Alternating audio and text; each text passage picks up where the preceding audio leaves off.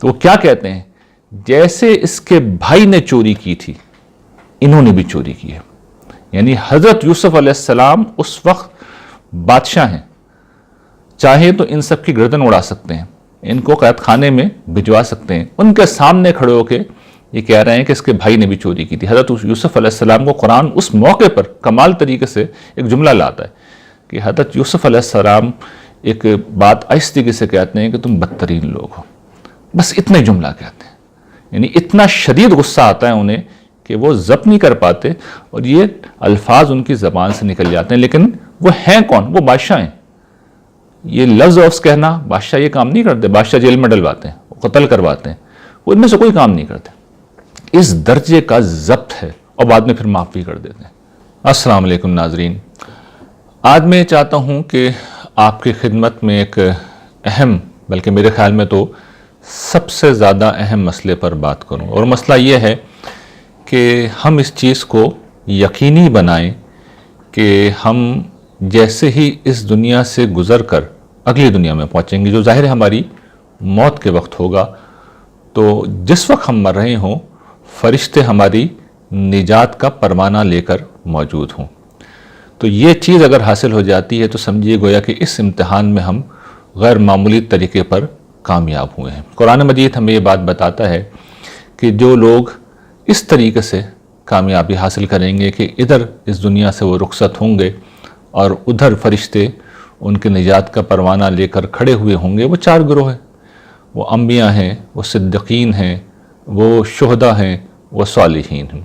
اور اس کا مطلب یہ ہے کہ جس وقت وہ موت کے بعد نجات کی خوشخبری سن رہے ہیں تو برزخ میں بھی خیر ہے، وہاں بھی جنت ہے.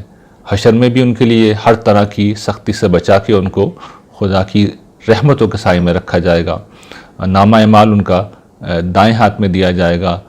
ان سے میزان کے اندر ان کا جو اعمال ہے، ان کے اعمال کا وزن بھاری ہوگا، نیکیوں کا وزن، نیکیوں کا پلڑا بھاری ہوگا، اور جنت کی انہیں خوشخبری سنائی جائے گی. اور پھر ہمیشہ کے لیے انہیں اس ابدی جنت میں بسا دیا جائے گا جہاں پر نہ کوئی خوف ہے، نہ کوئی غم ہے، نہ کوئی دکھ ہے، نہ کوئی درد ہے. تو یہ ظاہر ہے کہ وہ چیز ہے جس کے لیے ہم سب کو کوشش کرنی ہے. تو میں ایک ایک کر کے آپ کے سامنے رکھوں گا ان حقائق کو جو قرآن مجید نے ہمیں بتائے ہیں کہ ان چار گروہ کے اندر کیا خصوصیات ہوتی ہیں. جس وقت ہم ان خصوصیات کو سمجھ لیں گے، ان حقیقتوں کو سمجھ لیں گے، تو پھر ظاہر ہے کہ ہم بھی اپنے اندر وہ خصوصیات پیدا کرنے کی کوشش کریں گے. ظاہر ہے اس میں سے جو حضرات انبیاء ہیں وہ ایک پہلو سے بڑے خاص ہیں اور وہ کوئی بھی نہیں بن سکتا، اور ختم نبوت کے بعد اس کا دروازہ بند ہو گیا. لیکن اس کی وضاحت میں اپنے وحل کے اوپر کروں گا. بات جہاں سے میں شروع کروں گا وہ سب سے لوور درجہ ہے، یعنی صالحین کا. ویسے تو صالحین اس پہلو سے بڑے بے مثال لوگ ہیں کہ جنت کی بستی میں شروع میں ہی پہنچنے والے لوگ ہیں، لیکن میں تقابل کر رہا ہوں جو ان سے اوپر لوگ ہیں. تو اس لیے میں نے صالحین کے لیے یہ لفظ استعمال کیا ہے کہ وہ نسبتاً ان چاروں میں لوور درجے کے ہیں. کون لوگ ہوتے ہیں صالحین؟ صالحین وہ لوگ ہوتے ہیں جن کا ایمان پختہ ہوتا ہے. یعنی وہ جو کچھ قرآن مجید ایمانیات ان کے سامنے رکھتا ہے وہ صدق دل سے اس کے اوپر یقین بھی رکھتے ہیں اور پھر اس کے مطابق اپنی زندگی کو ڈھالتے بھی ہیں، اور مجموعی طور پر ان کے اوپر نیکی کا ہی غلبہ ہوتا ہے. یعنی مجموعی طور پر خیر کا غلبہ ہوتا ہے. اور وہ گناہ بہرحال انسانوں سے ہوتے ہیں، ایسا تو نہیں ہو سکتا کہ کوئی گناہوں سے پاک ہو جائے. اعلانیہ گناہ نہیں کرتے، مستقل مزاجی سے گناہ نہیں کرتے. چھوٹی موٹی خطائیں سب سے ہوتی رہتی ہیں، ان سے بھی ہوتی ہیں، لیکن کوشش کرتے ہیں کہ وہ کبائر سے بچیں، اور کبھی ہو جائے تو پھر فوراً توبہ کرتے ہیں، لوٹتے ہیں، رجوع کرتے ہیں. یہ چیزیں ان کا معمول نہیں ہوتی. غفلت کی زندگی، معصیت کی زندگی ان کا معمول نہیں ہوتی. اس طریقے سے وہ اپنی نیک زندگی سے گویا کہ دنیا کو بھی یہ بتاتے ہیں کہ ایک نیک انسان کیسا ہوتا ہے اور حق پہ عمل کرنے والے لوگ کیسے ہوتے ہیں. یہ صالحین ہیں، اور قرآن مجید کا فیصلہ یہ ہے کہ یہ لوگ شروع سے ہی جنت میں جائیں گے. دوسرے جو لوگ ہیں جن کے بارے میں یہ فیصلہ ہے قرآن مجید کا، وہ شہداء ہیں. شہداء کے اندر دیکھیے وہ ساری خصوصیات پائی جاتی ہیں جو کہ صالحین کے اندر ہوتی ہیں، لیکن ایک ان کے اندر خصوصیت بڑی غیر معمولی ہوتی ہے، اور وہ خصوصیت یہ ہوتی ہے کہ دیکھیے جو ایمان ہے اس کے کچھ تقاضے ہوتے ہیں، اور وہ تقاضے جب حالات آتے ہیں تو سب سے زیادہ اہم ہو جاتے ہیں. اس کی ایک مثال ہے نصرت الدین. اس کی ایک اور مثال ہے حق کی شہادت.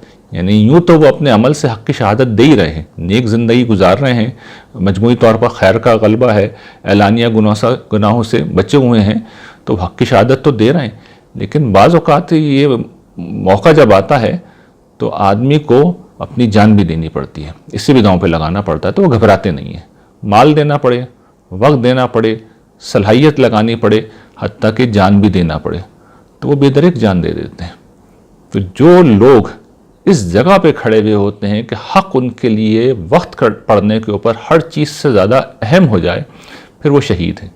اور ان کا بدلہ پھر یہ ہے, ان کا اجر پھر یہ ہے کہ قیامت کے دن وہ ابدی طور پر جنت الفردوس کے اندر داخل کیے جائیں گے, اور ان کا اجر غیر معمولی ہے. یعنی اب یہ کہاں آ رہے ہیں, یہ لوگ گویا کہ جو جنت کے بلند درجات ہیں اس کی طرف پیش قدمی کر رہے ہیں, اس کی طرف جا رہے ہیں. تو یہ وہ لوگ ہیں جن کے لیے جنت کے بلند درجات ہیں. صالحین کے لیے بھی جنت میں ظاہر کے درجات ہیں, لیکن جو مقربین ہیں یہ گویا کہ سمجھیے کہ مقربین کی پہلی کیٹیگری ہے. اس کے بعد جو اگلا گروہ ہے وہ صدیقین کا ہے. صدیقین کا معاملہ یہ ہے کہ ان کے اندر صالحین کی بھی ساری خصوصیات ہیں, ان کے اندر شہداء کی بھی ساری خصوصیات ہیں. جو اضافی وصف ان کے اندر پایا جاتا ہے کہ ان کا جو ایمان ہوتا ہے وہ صرف پختہ ہی نہیں ہوتا, وہ اس سے آگے بڑھ کر اتنا راسخ ہوتا ہے کہ یقین کی سرحدوں کے اوپر پہنچا ہوا ہوتا ہے. اور یقین کا مطلب کیا ہے کہ اب ان کی جو نیکی ہے اس میں یوں نہیں ہوتا کہ مجموعی طور پر خیر کا غلبہ غالب ہے, وہ سراپا نیکی ہوتے ہیں.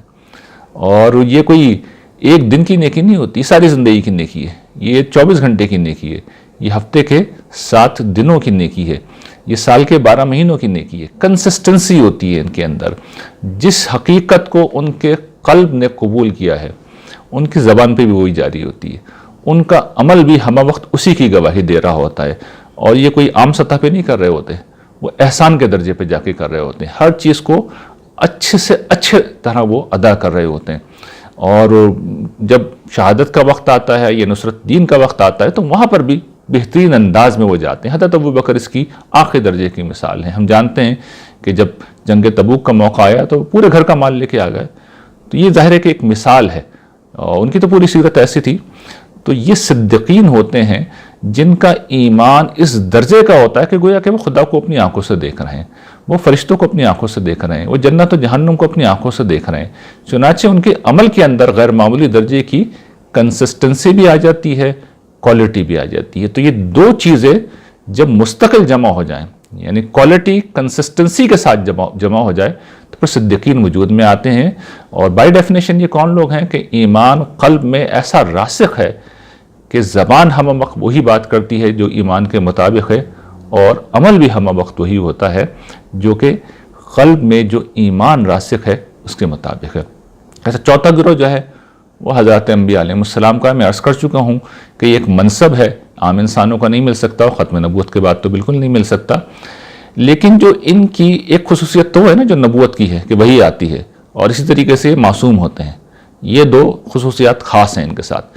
لیکن اپنے کردار میں یہ آپ یوں سمجھیے کہ صدیقین کی بھی جو آخری کیٹیگری ہوتی ہے وہاں کھڑے ہوئے ہوتے ہیں. اس میں سے ہر گروپ میں یہی بات ہے, یہ بھی میں واضح کر دوں کہ کچھ نہ کچھ کیٹیگریز ہوتے ہیں. یعنی صالحین بھی کچھ بہت زیادہ صالح ہوتے ہیں, کچھ ذرا کم ہوتے ہیں. شہداء میں بھی کچھ آگے ہوتے ہیں, کچھ پیچھے ہوتے ہیں. صدیقین میں بھی کچھ ظاہری بات ہے بہت آخری درجے میں ہیں, کچھ ابتدائی درجے میں ہیں. تو یہ جو حضرات انبیاء ہیں یہ اپنی سیرت و کردار میں آخری درجے کے صدیقین میں سے ہوتے ہیں. اور ان کی مثالیں پھر قرآن مجید نے دی ہیں, اور کمال طریقے سے دی ہیں. یعنی قرآن مجید اپنے اسالیب سے بتا دیتا ہے. حضرت ابراہیم علیہ السلام کے پاس جب مہمان آتے ہیں تو قرآن بیان کرتا ہے نا کہ ایک بچڑا کٹوا کے اس کو بھنوا لیا. مہمانوں سے نہیں پوچھا انہوں نے کہ بھئی تمہیں کھانا کھانا یا نہیں کھانا, نہیں, بچڑے کو کٹوایا. آپ سمجھے نا, ہمارے گھر میں کوئی مہمان آئے گا تو اول تو منہ بنائیں گے, اور اگر آ گیا چلیے تو اب کیا کریں, بہت ہوا تو کچھ مرغی کا گوشت منگا لیا, بہت ہوا تو چلیے 2-3 ڈشیں. نہیں, انہوں نے اپنے ریوڑ میں سے بجائے اس کے کہ کوئی بھیڑ ڈھونڈتے, کوئی بکری ڈھونڈتے, کوئی مرغی کو تلاش کرتے کہ لاؤ مرغی لاؤ, ایک مرغی پکا دو, 2-3 لوگ تو ہیں, نہیں, پورا بچڑا اس کا نقصان کر لیا. یہ کیا ہے, یہ کردار کی آخری حد ہے. حضرت یوسف علیہ السلام ان کے دربار میں ان کے بھائی آتے ہیں، اور وہ بھائی آتے ہیں جنہوں نے ان کو ان کے باپ سے جدا کیا ہے، جنہوں نے ان کو کنویں میں پھینکا ہے، جنہوں نے ان کے گلے میں غلامی کا توغ ڈالا ہے، یہ وہ ان کے بھائی ہیں۔ اچھا، بھرے دربار میں آتے ہیں، وہاں آنے کے بعد اب بنیامین کے اوپر somehow، اس وقت تفصیل کا موقع نہیں، چوری کا الزام لگ جاتا ہے۔ تو وہ کیا کہتے ہیں؟ جیسے اس کے بھائی نے چوری کی تھی، انہوں نے بھی چوری کی ہے۔ یعنی حضرت یوسف علیہ السلام اس وقت بادشاہ ہیں، چاہے تو ان سب کی گردن اڑا سکتے ہیں، ان کو قید خانے میں بھجوا سکتے ہیں، ان کے سامنے کھڑے ہو کے یہ کہہ رہے ہیں کہ اس کے بھائی نے بھی چوری کی تھی۔ حضرت یوسف علیہ السلام کو قرآن اس موقع پر کمال طریقے سے ایک جملہ لاتا ہے کہ حضرت یوسف علیہ السلام ایک بات آہستگی سے کہتے ہیں کہ تم بدترین لوگ ہو، بس اتنے جملہ کہتے ہیں۔ یعنی اتنا شدید غصہ آتا ہے انہیں کہ وہ ضبط نہیں کر پاتے، اور یہ الفاظ ان کی زبان سے نکل جاتے ہیں، لیکن وہ ہیں کون؟ وہ بادشاہ ہیں۔ یہ لفظ آفس کہنا، بادشاہ یہ کام نہیں کرتے، بادشاہ جیل میں ڈلواتے ہیں، قتل کرواتے ہیں، وہ ان میں سے کوئی کام نہیں کرتے۔ اس درجے کا ضبط ہے، اور بعد میں پھر معاف بھی کر دیتے ہیں۔ ہم جانتے ہیں کہ انہوں نے پھر معاف کر دیا۔ یہی معاملہ دیگر انبیاء کا بھی ہے۔ حضور صلی اللہ علیہ وسلم، ہمارے نبی کی زندگی تو سچی بات یہ ہے کہ ہمارے سامنے پوری طرح، دیگر انبیاء کے تو کچھ ہی واقعات بیان ہوئے ہیں، حضور کی تو پوری زندگی ہے۔ اگر میں ان سب مقدس ہستیوں کی زندگی کو بیان کرنے بیٹھوں تو صبح سے شام اور شام سے صبح ہو جائے گی، اور زندگی تمام ہو جائے گی، اور ان کے واقعات ختم نہیں ہوں گے۔ تو بتانا یہ مقصود تھا کہ یہ صدق کی، کردار کی بلندی کی آخری عظمت پہ ہوتے ہیں، اس لیے جنت میں بھی سب سے ٹاپ کے اوپر ہوں گے۔ یعنی ان کا وہ منصب تو اپنی جگہ ہے، اس کا اجر اپنی جگہ ہے، لیکن یہ اپنے کردار میں بھی سب سے ٹاپ کے اوپر ہی کھڑے ہوئے ہوتے ہیں۔ تو جنت میں سب سے بلند، یعنی یہ جو مقربین کا گروہ ہے، اس میں شہداء ہیں، اس میں صدیقین ہیں، اس میں انبیاء ہیں، اور انبیاء ان سب میں بلند ہوں گے۔ تو جنت کے یہ دو بڑے گروہ ہیں، یعنی مقربین، اس میں یہ 3 لوگ ہوں گے، اور جو عام صالحین ہیں وہ دائیں ہاتھ والے، وہ اس کے اندر ہوں گے۔ کچھ اور لوگ بھی ہوں گے، ان کا ذکر میں بعد میں کروں گا۔ اچھا، اس کے برعکس اب اہل جہنم کون لوگ ہوتے ہیں؟ اہل جہنم وہ لوگ ہوتے ہیں، قرآن مجید ان کے بارے میں بھی بتاتا ہے۔ ایک تو وہ ہوتے ہیں جو حضرات انبیاء کے گویا کے بالکل اپوزٹ کریکٹر ہے، یہ حق کے مبلغ ہیں، حق کے ماخذ ہیں، حق کا پھیلانے والے ہیں، اور وہ لوگ شر کے پھیلانے والے ہیں، ائمۃ الکفر ہیں، بدی و بدکاری کے پھیلانے والے ہیں۔ ان میں مذہبی لیڈر بھی ہو سکتے ہیں، ان میں سیاسی لیڈر بھی ہو سکتے ہیں، ان کے اندر مفکر بھی ہو سکتے ہیں، ان کے اندر دانشور بھی ہو سکتے ہیں، ان کے اندر فوجی جرنیل بھی ہو سکتے ہیں، ان کے اندر بڑے طاقتور بادشاہ بھی ہو سکتے ہیں، وہ کوئی بھی ہو سکتا ہے، لیکن ان کی بنیاد یہ ہوتی ہے کہ وہ سراپا شر ہے، ان کی ذات سے، ان کے عمل سے شر ہی پھوٹتا ہے، اور وہ شر کو پھیلاتے بھی ہیں، ظلم کا ارتکاب کرتے ہیں، تکبر کرتے ہیں، بدترین لوگ ہوتے ہیں، شیطان ہوتے ہیں وہ، یعنی وہ انسانوں میں سے شیطان ہوتے ہیں، جو قرآن کہتے ہیں نا من الجنتی والناس، تو وہ شیاطین جو انسانوں میں سے ہوتے ہیں، یہ وہ ہوتے ہیں، اور ان کا انجام یہ ہے کہ بدترین عذاب ان کو قیامت کے دن دیا جائے گا۔ جو دوسرا گروہ ہوتا ہے جو اہل جہنم کا ہے، 100% اہل جہنم کا ہے، اور ان کی زندگی میں اللہ تعالیٰ یہ فیصلہ کر دیتے ہیں، وہ کون لوگ ہیں؟ وہ 2 کیٹیگری ہیں۔ اب گروہ ایک ہی ہے، یعنی پہلے سے ذرا سا ہلکا ہوگا، لیکن وہ 2 گروہ ہیں۔ ایک عام منکرین حق، یعنی وہ لوگ جو ہم دیکھتے ہیں کہ انبیاء کے زمانے میں یہ وہ لوگ ہوتے ہیں جو حق کو قبول نہیں کرتے، اس کا انکار کر دیتے ہیں، اور جب انکار کر دیتے ہیں تو پھر ظاہر ہے کہ ان کے اعمال بھی ویسے نہیں ہوتے، اور یہ بعد کے زمانوں میں بھی پائے جاتے ہیں، لیکن بعد کے زمانوں میں فرق یہ ہے اور انبیاء کے دور میں کہ انبیاء کے دور میں تو ان کے بارے میں اعلان عام کر دیا جاتا ہے، بتا دیا جاتا ہے کہ کون کون لوگ ہیں۔ بعد کے زمانوں میں فیصلہ قیامت کے دن ہوگا، لیکن اپنے اعمال سے، اپنے رویے سے تو نظر آ رہا ہوتا ہے، اپنے الفاظ سے بھی نظر آ رہا ہوتا ہے، اعلانیہ کہہ بھی رہے ہوتے ہیں، اور پھر کوئی عمل کرتے نہیں ہیں، کرتے ہیں تو بہرحال دنیا دکھاوے کو کرتے ہیں، اپنی ذاتی تسکین کے لیے کرتے ہیں، شہرت حاصل کرنے کے لیے کرتے ہیں، یا غیر اللہ کو خوش کرنے کے لیے کرتے ہیں، تو عمل بھی ان کے بیکار جائیں گے، ان کے عمل بھی بیکار جائیں گے۔ اس میں پھر ایک اور کیٹیگری ہے، اور وہ بڑی ہی بدترین کیٹیگری ہے، اور وہ لوگ ہیں جو بالکل ہی منکر حق ہیں، پکے منکر حق ہیں، لیکن اپنا بھرم رکھنے کو، اب سماج میں ہے، مجبوری ہے، اپنے کفر کا انکار کرنے کا اظہار نہیں کر سکتے، بتا نہیں سکتے، اعلانیہ نہیں بول سکتے، ہمت نہیں ہے، جرت نہیں ہے، تو منافق بن کے زندگی گزارتے ہیں۔ زبان پہ کچھ، دل میں کچھ.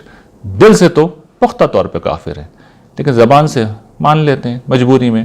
اسی طریقے سے جو عمل مجبوری میں کرنا پڑ جائے، دنیا کو دکھانے کو، لوگوں کو مطمئن کرنے کو، یا کچھ آسان ہو، روٹین میں ہو، کر لیا. لیکن ذرا مشکل آئی، ذرا حالات ذرا مشکل ہوئے، تو پھر ان سے عمل کچھ نہیں ہونا. تو یہ لوگ وہ ہوتے ہیں جن کے بارے میں قرآن نے کہا ہے کہ جہنم کے سب سے نچلا جو درجہ ہے اس کے اندر ہوں گے. ائمۃ الکفر کے ساتھ یہ لوگ موجود ہوں گے. یہ بدترین لوگ ہوتے ہیں. یہ عام منکرین حق سے بھی زیادہ برے لوگ ہوتے ہیں. اچھا، یہ اہل جہنم کے 3 گروہ ہو گئے. اس کے بعد 2 وہ لوگ ہیں جن کا معاملہ بین بین ہے. یعنی یہ لوگ امکان یہ ہے کہ جنت میں چلے جائیں گے، لیکن بہت خواری کے بعد، بہت خرابی کے بعد. یہ 2 گروہ کون ہیں؟ پہلا ان میں سے جو گروہ ہے وہ ضعفاء کا ہے، یعنی ضعیف الایمان لوگ جو اپنے ایمان کے اندر پختہ نہیں ہیں. عام طور پر یہ وہ لوگ ہوتے ہیں جو پیدائشی طور پہ مسلمان ہیں، یعنی یا پھر انہوں نے اگر نبیوں کے زمانے میں ایمان کو قبول کر لیا تو پھر ان کی خواہش ان کے اوپر غالب رہتی ہے، ان کے مفادات ان کے اوپر غالب رہتے ہیں. جب ایمان کے تقاضے آتے ہیں اور دوسری طرف ان کی خواہشات ہیں، دوسری طرف ان کے مفادات ہیں، تو پھر یہ اپنی خواہشات اور مفادات کو ترجیح دیں گے. اور اگر یہ مذہبی لوگوں کے یعنی امتوں کے اندر پیدا ہوتے ہیں، جیسے ہمارے زمانے میں پیدا ہوئے ہیں، تو پھر مفادات کے ساتھ، خواہشات کے ساتھ ان کے تعصبات بھی ان کے لیے اہم ہوتے ہیں، اور پھر یہ ایمان کو چھوڑ دیتے ہیں. ایمان سے زیادہ ان کو یہ چیزیں عزیز ہوتی ہیں، اور یہ انہی کے پیچھے جاتے ہیں. اور جتنے عمل ہوتے ہیں وہ اسی اصول کے اوپر ہوتے ہیں کہ جو چیز مفادات کے مطابق ہو، خواہشات کے مطابق ہو، تعصبات کے مطابق ہو، وہی عمل بنتا ہے. ادروائز وہ عمل نہیں بنتا. پھر ان میں بہت سے لوگ وہ ہوتے ہیں جو غفلت کی زندگی جیتے ہیں، جو معصیت کی زندگی جیتے ہیں، علانیہ معصیت کی زندگی جیتے ہیں، اور یہ ان کی زندگی کا عمومی رویہ ہوتا ہے. اور انہیں شرمندگی نہیں ہوتی، انہیں ندامت نہیں ہوتی، انہیں احساس نہیں ہوتا یہ کیا کر رہے ہیں، اور یہ مسلسل گناہوں میں مبتلا رہتے ہیں. تو اس کا امکان ہوتا ہے کہ اگر یہ یہی کرتے رہے تو یہ نفاق کے درجے میں بھی جا سکتے ہیں، اس لیے کہ اعلانیہ تو اپنے ایمان کا اظہار یہ کر رہے ہوتے ہیں، لیکن اگر یہ اس درجے پہ نہ بھی پہنچے تب بھی یہ بہت بڑے خطرے میں اپنے آپ کو ڈالنا ہے. اس لیے کہ جس وقت یہ مریں گے تو حشر میں ان کو بہت سخت صورتحال کا سامنا کرنا پڑے گا. اس لیے کہ وہاں ان کو روک لیا جائے گا، اور نہ صرف روکا جائے گا بلکہ آخر تک روکا جائے گا. اور بہت ممکن ہے کہ اگر ان کا اصرار معصیت بہت زیادہ تھا، انہوں نے بہت بڑے کبائر کا ارتکاب کیا، تو انہیں جہنم رسید بھی کیا جائے گا، پھینکا جائے گا جہنم کے اندر. اور پھر اس کے بعد چونکہ اللہ تعالیٰ کا وعدہ ہے کہ ایمان وہ چیز ہے، یعنی اللہ کے اوپر اگر ایمان ہے، توحید پر ایمان ہے، تو ایسے لوگوں کو اللہ تعالیٰ یعنی شرک نہ ہونے کی بنا پر آخر میں معاف کریں گے. لیکن پتہ نہیں کتنی صدیاں تو خیر کوئی لفظ ہی نہیں ہے، اربوں خربوں سال گزر جائیں گے جہنم میں. اس کے بعد کوئی راستہ اگر نکلتا ہے، اور وہ بھی اللہ کی مشیت کے اوپر ہے، اگر وہ چاہیں گے تو پھر وہ چھوڑیں گے. لیکن آپ تصور کر سکتے ہیں کہ یہ کتنا خطرناک راستہ ہے، یہ کتنا خطرناک راستہ ہے، اور یہ تباہی کا راستہ ہے، اور یہ زوال پذیر امتوں کے اندر بہت ہوتا ہے. تو اس معاملے میں ہمیں بہت محتاط رہنا چاہیے، اپنی ذات کے حوالے سے بھی، اپنے ارد گرد کے لوگوں کے حوالے سے بھی، کہ ایمان کا جو ضعف ہے یہ بڑی خطرناک چیز ہے. اور اس کے میں اس کی نشانی بتا چکا ہوں کہ جب خواہش آئے گی، جب مفادات آئیں گے، جب تعصبات آئیں گے، تو آدمی ایمان کو کونے میں رکھ دے گا، بولے گا ایمان پہ نہیں جانا، میں نے ان پہ جانا ہے. تو یہ ہے اس کی سب سے بڑی نشانی. اور پھر دوسری نشانی یہ ہے کہ غفلت کی زندگی، معصیت کی زندگی، اعلانیہ گناہوں پہ جری ہیں، اور جسٹیفیکیشن ہے، توجیہ ہیں، تعویلات ہیں کہ بھئی یہ تو مجبوری ہے، تو کرنا پڑتا ہے، اس کے بغیر تو گزارا نہیں ہو سکتا. تو جب یہ رویہ ہوگا تو اللہ تعالیٰ جب آگ کے اوپر تپائیں گے تو فرشتے پوچھیں گے اب گزارا ہو رہا ہے تمہارا، اب ہو رہی ہے سیٹنگ چیزوں کی یا نہیں ہو رہی، اب زندگی کیسی گزر رہی ہے. تو آدمی کو کمپیریزن کرنا چاہیے کہ اسے یہ انجام فیس کرنا ہے یا دنیا میں حوصلے سے کام لینا ہے. پھر جو ایک اور گروہ ہے جو کہ جس کی بارے میں امکان یہی ہے کہ وہ بھی نجات پا جائے گا، وہ لوگ ہیں جن کے اعمال ملے جلے ہیں. یعنی ایک تو ہے نا ضعیف الایمان، یہ ان سے ذرا بہتر، بلکہ کافی بہتر کیٹیگری ہے. ان میں اور صالحین میں فرق یہ ہے کہ صالحین تو مجموعی طور پر ان میں خیر کا غلبہ ہوتا ہے، تو ان کے اندر ایمان راسخ ہے، ایمان پختہ جس طرح صالحین کے اندر ہے. ضعیف ایمان نہیں، جس طریقے سے ضعفاء کا میں نے ذکر کیا، ایمان ضعیف نہیں، ایمان پختہ ہے. لیکن وہ ایمان جو ہے وہ نیکیاں پوری طرح نہیں کرا رہا، گناہوں سے پوری طرح نہیں روک رہا. نتیجہ یہ نکلا ہے کہ عمل دونوں طرح کے، ایسے عمل بھی ہیں ویسے عمل بھی ہیں، دونوں طرح کے اعمال ہیں۔ اب ظاہر ہے کہ جب دونوں طرح کے اعمال ہیں تو اور غلبہ نہیں ہے تو ضروری ہے کہ ان کا تزکیہ کیا جائے، یعنی کچھ نہ کچھ ان کو سزا دے کے ان کو چھوڑ دیا جائے۔ تو سزا یہی ہو سکتی ہے کہ بعض اوقات ان کے اوپر دنیا میں بہت سختیاں آ جاتی ہیں، اسی طریقے سے یہ جو برزخ اور حشر کے مراحل ہیں وہاں پر ان کو بہت سختیوں سے گزارا جائے گا۔ لیکن جس طرح میں نے اپنی کتاب جب زندگی شروع ہوگی میں بیان کیا ہے کہ ان کو بہت زیادہ دیر تک نہیں روکا جائے گا، یعنی دیر اس سینس میں نہیں کہہ رہا میں وقت کے حساب سے، وقت تو ہو سکتا ہے وہ ہزاروں لاکھوں سال گزر جائیں اس کے اوپر، لیکن میری مراد یہ ہے کہ جس وقت حشر کے میدان میں حساب کتاب شروع ہوگا تو جس وقت نبی کی امتوں کو بلایا جائے گا تو اس وقت چھوڑ دیا جائے گا۔ یعنی ایک مرحلہ تو یہ ہے نا کہ نبی کی امت کو بلا لیا گیا اور پھر بھی نہیں چھوڑا جا رہا، یہ ان کے ساتھ ہوگا جن کا ایمان ضعیف ہوگا، لیکن ان لوگوں کو چھوڑ دیا جائے گا۔ لیکن اس سے پہلے تو سب کو ہی روکا جائے گا، یعنی جس وقت لوگ قبروں سے اٹھائے جائیں گے تو جو ابتدائی 4 گروہ میں نے بیان کیے تھے ان کے پاس تو فرشتے آئیں گے اور ان کو ساتھ لے جائیں گے، باقی سب لوگوں کو روک لیا جائے گا۔ اور شروع میں تو ایک عجیب صورتحال ہوگی، کسی کو سمجھ میں نہیں آ رہا ہوگا، ایک ہولناک منظر ہوگا، ایک بس بھاگے چلے جا رہے ہیں ایک دائی کی پکار کے اوپر، سامنے پہنچیں گے تو جہنم ہے، اور پھر انتظار کر رہے ہیں مالک کائنات کے فیصلوں کا، وہ ہو ہی نہیں رہا، سب چیز معلق ہے۔ تو وہ ذریعے کہ وہ پتہ نہیں کتنے عرصے تک یہ صورتحال رہتی ہے، تو سب کھڑے رہیں گے، اس میں یہ لوگ بھی کھڑے رہیں گے، اور یہ بھی کوئی مدت میں عرض کروں کہ ہو سکتا ہے ہزاروں سال، ہو سکتا ہے لاکھوں سال پہ محیط، تو ہمیں تو نہیں پتہ۔ تو یہ بھی کوئی اچھا راستہ نہیں ہے، کسی طور پہ بھی اچھا راستہ نہیں ہے۔ ان دونوں راستوں سے ہمیں بچنا چاہیے، اس لیے کہ ائمۃ و کفر تو دیکھیے عام طور پر لوگ ہوتے نہیں ہیں، منافقین بھی عام طور پہ لوگ نہیں ہوتے، منکرین حق بھی نہیں ہوتے، لیکن ان 2 کیٹیگریز میں عام مسلمان ہو سکتے ہیں، تو ان کو بہت سیریسلی لینا چاہیے۔ مجھے اپنے آپ کو دیکھنا چاہیے کہ میں ان میں سے، ان دونوں کیٹیگریز میں سے کس جگہ ہوں، اور پھر کوشش کرنی چاہیے کہ وہ جو 4 میں سے 3 کیٹیگریز تو ایسی ہیں جس میں ہم پہنچ سکتے ہیں نبوت کے علاوہ، صدیقین، شہداء، صالحین، اور یقین کیجیے بڑا آسان ہے، کوئی اتنا مشکل کام نہیں ہے۔ اللہ تعالیٰ نے کرم یہ کیا ہے کہ بالکل پن پوائنٹ کر کے ڈوز اینڈ ڈونٹس کی شکل میں بتا دیے کہ یہ مانو اور یہ کرو اور یہ نہ کرو۔ ایمانیات بھی بالکل واضح ہیں، 5 ایمانیات ہیں، اور اس کے بعد اعمال ہیں، وہ متعین گنتی کے اعمال ہیں، چند شریعت کے ہیں، عبادات کے تو سب کو ہی معلوم ہوتے ہیں، شریعت کے بھی چند ہی لوگوں سے، مطلب ہر شخص سے ہر چیز ریلیونٹ نہیں ہوتی، چند اعمال ہی ریلیونٹ ہوتے ہیں۔ اخلاقیات کے زیادہ تر اعمال ہیں، کچھ جسمانی تزکیے کی چیزیں وہ عام طور پر لوگ ویسے ہی پابندی کر رہے ہوتے ہیں، زیادہ تر اخلاقیات کی نوعیت کی چیزیں ہیں، اس کی ہم پابندی کر لیں۔ تو ان 3 گروہوں میں سے صدیقین، شہداء، صالحین میں سے کسی میں بھی آ گئے تو مزے ہی مزے ہیں، خیر ہی خیر ہے۔ تو اگر ہم نے یہ کر لیا اور قرآن کے معیار کے مطابق، دیکھیے میں بار بار اس پہ توجہ دلا رہا ہوں، لوگ غلطی یہ کرتے ہیں کہ اپنے خود ساختہ معیارات بنا لیتے ہیں، اور پھر قیامت کے دن کیا ہوگا، اللہ تعالیٰ کہیں گے بھئی یہ تو میں نے نہیں کہا تھا تم سے، جو میں نے کہا تھا اس میں سے کیا کیا ہے۔ اور اس میں سب سے زیادہ خطرناک بات یہ ہے کہ یہ جو ہمارا دین ہے اس میں ایمان میں بھی اور عبادات میں بھی اجتہاد فرما کر جب لوگ اضافے کرتے ہیں تو اس پہ پکڑ ہے، یعنی پھر روک لیے جائیں گے۔ تو اس میں بڑا محتاط رہنا چاہیے کہ جو قرآن نے کہا ہے، جو حضور سے ثابت ہے بالکل، بس وہیں تک اپنے آپ کو محدود کر دیں۔ حضور کی سنت اور قرآن مجید، اعمال میں حضور کی سنت اور ایمانیات میں قرآن مجید بالکل فائنل ہے، بالکل فائنل، اور اخلاقیات کا ماخذ قرآن مجید کے سارے اعمال صالح کی جو لسٹ ہے قرآن مجید میں جگہ جگہ ہمارے سامنے بالکل موجود ہے، ہر گھر میں موجود ہے، اور حضور کی سیرت میں اس کا بہترین نمونہ ہم میں سے ہر شخص کو معلوم ہے، نہیں معلوم تو سیرت کی کتابیں اٹھا کے دیکھ لیں، آپ کو پتہ چل جائے گا۔ تو میری دعا یہ ہے کہ اللہ تعالیٰ مجھے بھی یہ توفیق دے، آپ کو بھی یہ توفیق دے کہ ہم جنت کے اس گروہ میں شامل ہوں، ان لوگوں میں شامل ہوں جو مقربین کا گروہ ہے، انبیاء کے ساتھ جو صدیقین ہیں، جو شہداء ہیں، ہم ان کے اندر شامل ہوں۔